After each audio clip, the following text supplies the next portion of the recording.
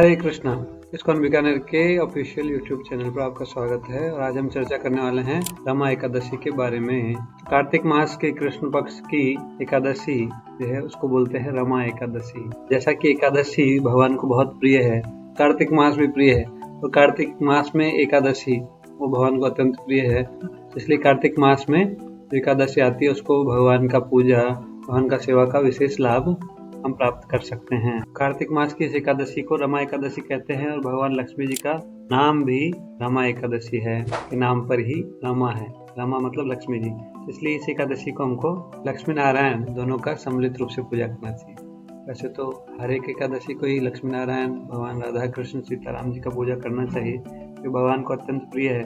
तो इस एकादशी को अगर कोई भगवान की पूजा करता है तो उसका लाभ भगवान श्री कृष्ण युधिष्ठिर महाराज को बताते हैं। वाजपेयी यज्ञ के बराबर फल मिलता है। कई प्रकार के यज्ञ होते हैं पर एकादशी को व्रत करने से ही वाजपेयी यज्ञ का फल मिल जाता है और शास्त्रों में जो इस एकादशी का बहुत महत्व बताया गया है। इससे संबंधित कथा बताते हुए भगवान बताते हैं कि महान राजा मुचुकुंद रहते थे, उनकी बेटी थी चंद्रभागा। उसका विवाह चंद्रसेन के पुत्र शोभन के साथ हुआ और मुचुकुंद महाराज के राज्य में एक नियम था कि सबको एकादशी कंपलसरी था। एक बार जो है शोभन अपनी पत्नी को से मिलने के लिए, जो कि मुचुकुंद महाराज के राज्य में थी, वो आए और उनका तबीयत खराब हो गया, बीमार पड़ गए और ऐसा हुआ कि उसके एक दिन बाद ही एकादशी आने वाली थी। तो महाराज ने जो है अनाउंसमेंट कर दिया कि कल एकादशी है, कोई अन्न जल नहीं ग्रहण करेगा। तो शोभन को बड़ी चिंता हो कि मैं अगर नहीं खाऊंगा तो मैं मर जाऊंगा। बहुत ज्यादा गंभीर रूप से बीमार थे। उन्होंने अपनी पत्नी चंद्रभागा को बोला तो उन्होंने बताया कि अगर राज्य में रहना है, पिताजी का आदेश बिल्कुल स्ट्रिक्ट है, किसी को अन्न जल नहीं मिलेगा। सब जगह से अन्न जल को हटा लिया जाता था, किसी को अवेलेबल ही नहीं होता था और स्ट्रिक्टली मना था। राज आदेश अगर अवज्ञा किया तो दंड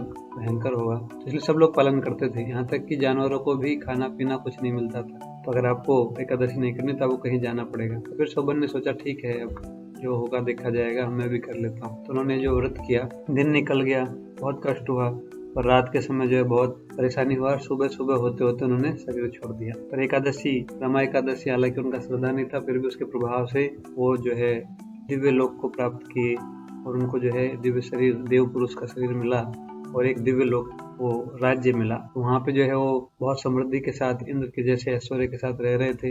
एक नागरिक थे जो कि यात्रा पे थे, तो मंदराचल पर्वत में उनका नगर था। तो वो वहाँ पर पहुंचे, उन्होंने देखा कि ये तो महाराज मुचुकुंद का दामाद है, उनके बेटी के पति हैं। उन्होंने देखा कि वो बड़े ऐश्वर्य के साथ रह रहे थे, तो सारी घटना पूछी तो उन्होंने बताया कि मैं एकादशी के प्रभाव से यहाँ पर आ गया, पर ये मेरा जो ऐश्वर्य है वो स्थिर नहीं है क्योंकि मैं श्रद्धा पूर्वक एकादशी का पालन नहीं किया था। तो अगर इसको स्थिर करना है तो आप मेरी पत्नी चंद्रभागा से जाकर बोलिए। तो जब उनके जो ब्राह्मण थे सोम शर्मा, जो वहाँ पर जाकर बताए मुचुकुंद महाराज की बेटी को उनके पति के बारे में, तो उसका भी इच्छा हुआ। पतिव्रता स्त्री थी तो वो अपने पति से मिलना चाहती थी। अब वो शरीर छोड़ के उस नगर में गए थे। सोम जो ब्राह्मण थे उनको तो ऐसा सिद्धि था कि वो उसको देख पाए, सामान्यतः उसमें जाया नहीं जा सकता। इसलिए वो उनको वोपदेव नामक एक महान ऋषि हुए हैं, उनके पास लेके गए और उन्होंने उनको विशेष संस्कार के माध्यम से ऐसा व्यवस्था किया कि उनका जो चंद्रभागा था उसका भी दिव्य शरीर प्राप्त हो गया उसको भी, और वो फिर अपने पति के पास उस नगर में गई। और फिर उसने, छोटी बच्ची थी तब से वो एकादशी करती थी, उसने अपनी सारे एकादशियों का फल अपने पति को अर्पित कर दिया और उसके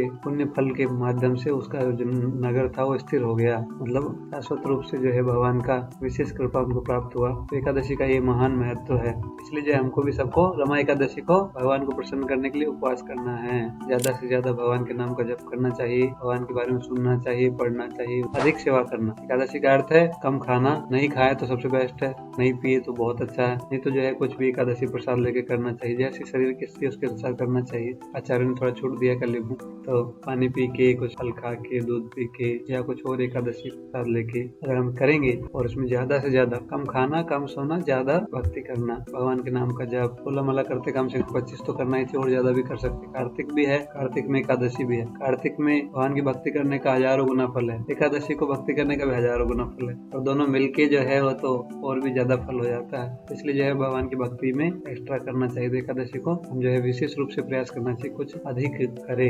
रमा एकादशी विशेष महत्वपूर्ण है। आप सबको रमा एकादशी की हार्दिक शुभकामनाएं और आप सब जो है अधिक से अधिक माला कीजिए, ज्यादा से ज्यादा भगवान की सेवा कीजिए। और उस टाइम पे हम जो है ऑनलाइन माध्यम से जप का भी लिंक एक्टिव रहता है, उस पर भी आप जुड़ सकते हैं। तो ऑनलाइन माध्यम से भक्तों के साथ में भी माला कर सकते हैं, भक्ति कर सकते हैं। हरे कृष्णा। श्री रमा एकादशी की जय, कार्तिक मास की जय, समस्त भक्तवृंद की जय, श्री प्रभुपाद की जय।